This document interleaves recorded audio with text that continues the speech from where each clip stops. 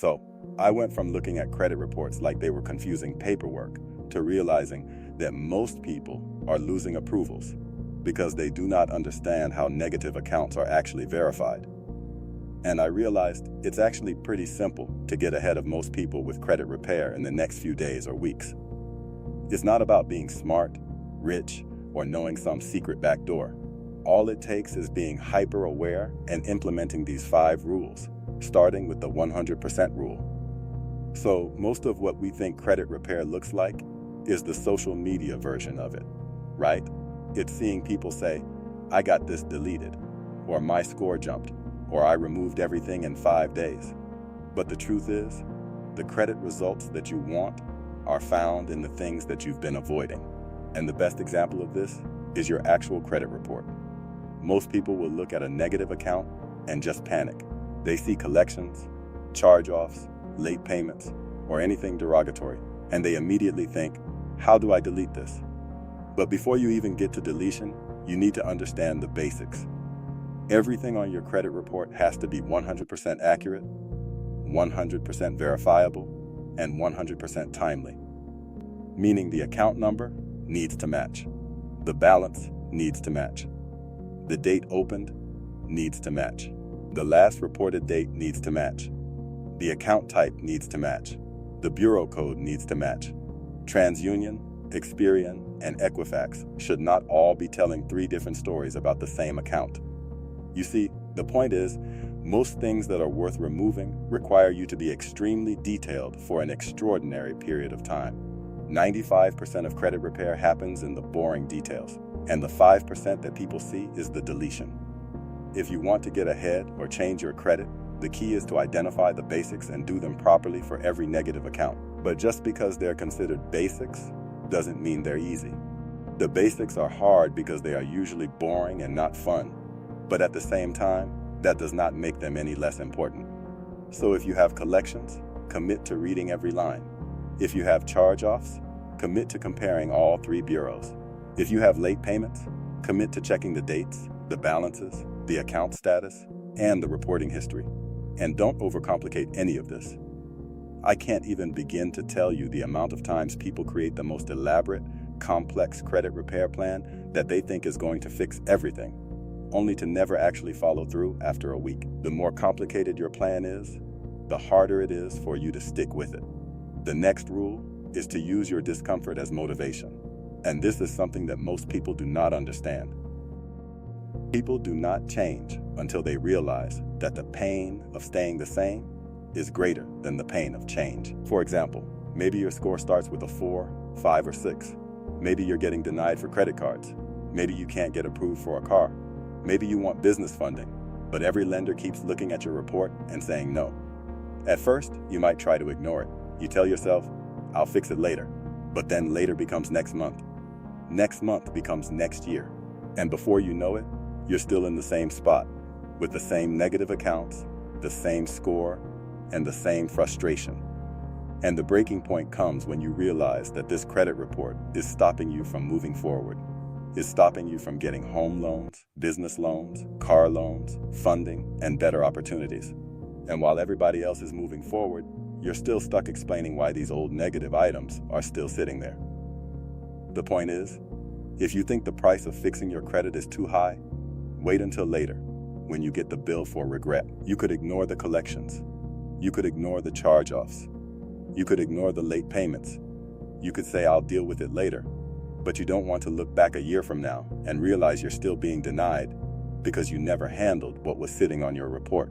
So if you want to get ahead with your credit and avoid a life of regret, I want you to think about where you'll be a year from now if you just keep putting this off. You'll be in the same exact spot with the same score, the same denials, the same excuses, while other people are cleaning their reports and positioning themselves for funding. And if that makes you feel uncomfortable, that's a good thing. I want you to use that discomfort as fuel. Because the reality is, time will pass either way. But the question is, where will your credit be when it does? Next, you need to be hyper-aware of the verification effect. In simple terms, it basically says that whoever has to report something on your credit report should also be able to prove what they are reporting. A lot of people look at a collection account and automatically assume they have no power. They say, well, maybe it's mine, so I can't do anything. But that's not how this works. You have to understand something. If a collection company bought the debt, your original relationship was not with that collection company. Your original relationship was with the original creditor. So if AT&T sold the account to Portfolio Recovery, your contractual relationship was with AT&T, not Portfolio Recovery. If Portfolio Recovery is now pursuing that debt or reporting that debt, they need to prove that the debt was bought properly and transferred properly. And that's where the chain of title comes in. A chain of title in debt collection is a documented step-by-step paper trail. It shows how the debt was transferred from the original creditor through any debt buyer to the current owner. It proves the current collector has the legal right to collect on that specific debt. And this is where things get powerful, because that does not mean the debt is not yours. It does not mean you are lying. It does not mean you are saying you never opened the account. It simply means they need to prove that they legally own it and that they have the right to collect and report it. The point is, whether they can verify it or not matters. Your brain might tell you, there's nothing I can do. But your credit report may be full of details that prove there is something to challenge. Our brains are really good at finding information that fits the story we already believe. So if you believe bad credit is permanent, your brain will look for proof that it's permanent. If you believe collections can't be removed, your brain will look for proof that they can't be removed. If you believe charge-offs have to stay there forever, your brain will look for proof that they have to stay there forever. But if you believe every negative item has to be accurate, verifiable, and timely, then your brain will start looking for proof that the account is not being reported properly. That's when everything changes. So start using your thoughts to focus on things that move you forward instead of things that hold you back. Next is the 1-2 rule. 1 report in, 2 layers out. For example, when you start taking credit repair seriously, you do not just look at one bureau. You pull all 3. TransUnion, Experian, and Equifax. And then you take 1 negative account and look at 2 layers. Layer 1 is accuracy. Is the account number the same? Is the date open the same? Is the balance the same? Is the last reported date the same? Is the high limit the same? Is the account type the same? Layer 2 is verification. Can they prove the account? Can they provide the original creditor? Can they provide a complete accounting of the alleged debt? Can they provide the contract? Can they provide the bill of sale? Can they provide the assignments? Can they provide documentation linking your specific account to the transferred debt? You see, a lot of people waste time sending weak disputes because they never separate these 2 layers. They say, "This is not mine," or "Please delete this," without building a strong reason. But the real move is to look for inaccuracies first and then request validation second. The point is, getting ahead in credit repair isn't always about working harder. Sometimes it's about working on the right things. So instead of wasting your time sending random letters that aren't worth it, start spending that time on things that can actually move the needle. How do you do this? First, pull your full credit report. Second, put all 3 bureaus side by side. Third, choose every negative account. Fourth, highlight every detail that does not match. Fifth, request the documents they need to prove ownership and verification. For example, if you see that TransUnion has 1 account number, Experian has a different account number, and Equifax has no account number at all, highlight that. If the date open says 4/14/2020 on one bureau and 4/01/2020 on another bureau, highlight that. If the last reported date is completely different across all 3 bureaus, highlight that. If the balance is different, highlight that. If the high limit is different, highlight that. You're building your case. Just like any serious case, the more evidence that you present on why you have justifiable reason to get it removed, the more likely you are to get a better result. Now, this method is not just about inaccuracies. The real case is documentation. You're going to request the collection agency or the company reporting the debt to provide documentation on the debt, because everything has to be 100% accurate, 100% verifiable, and 100% timely. And the verifiable part connects to how they bought the debt. Collection companies often buy debt for pennies on the dollar. They pursue you for the debt because either the original creditor charged it off or sold it to a collection company. But when they buy the debt, there are supposed to be documents that come with it.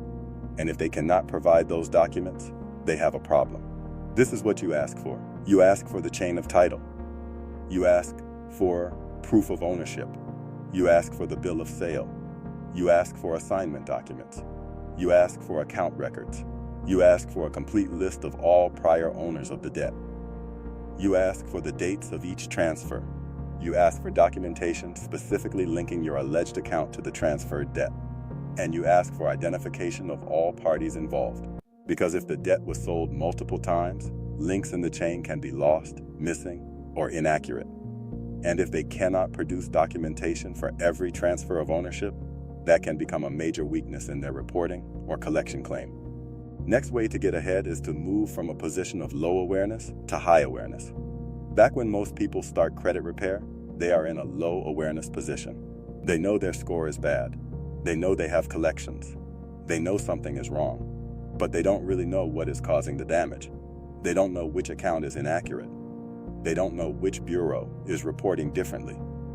They don't know what documents to request. They don't know what to say. And they don't know how to follow up. The unfortunate reality is, you'll never get ahead in credit repair by just staring at your score. Because the score is the result. The report is the source. If you want to move from low awareness to high awareness, it starts with applying the T-shaped credit repair model. Imagine the letter T. The vertical bar of the T represents the basic thing you started with. That might be checking your score. That might be knowing you have collections. That might be knowing you got denied. But if you only have this vertical bar, then you're at a dead end. There's not that much room to grow because you're just looking at the surface. That's where the horizontal bar comes in. The horizontal bar represents the extra knowledge across multiple areas. Now you understand accuracy. Now you understand verification. Now you understand chain of title. Now you understand certified mail. Now you understand dispute letters. Now you understand follow-up letters. Now you understand that every credit report is like a fingerprint. Everyone is completely different. And some people need a little bit more work than others. Some people can get results quickly. Some people need a marathon. And doing a marathon is perfectly fine. It took you a long time to get into debt. It might take you a few months to get out of it. Everyone is different. But the goal is to give yourself the best case scenario and be prepared for the worst case scenario so you don't quit just because everything didn't disappear in the first few days. Now here's the actual letter strategy. You're not saying this is identity theft. You're not saying it's not yours. You're not saying something random. You're telling them to validate it because the burden of proof is on them. At a minimum, you want to request the name and address of the original creditor. You want a complete accounting of the alleged debt. You want copies of any agreement, contract, or instrument bearing your signature that proves your obligation. You want proof that the company is legally authorized to collect the debt. And because the debt appears to have been transferred or sold, you demand full documentation establishing the chain of title. This includes a complete list of all prior owners of the debt, bills of sale or assignment documents for each transfer, documentation specifically linking your alleged account to the transferred debt, dates of each transfer, and identification of all parties involved. This is very, very important. Now, when you send this, you send it by certified mail. You attach your ID. You attach your social security card if needed. You attach proof of address. You attach the credit report with highlighted inaccuracies. And you keep a copy of everything. Because if it does not work in the first round, you do not quit. You follow up. The second letter is where you say this is your second written request for unverified documentation. You explain that you previously disputed the account and requested proper validation.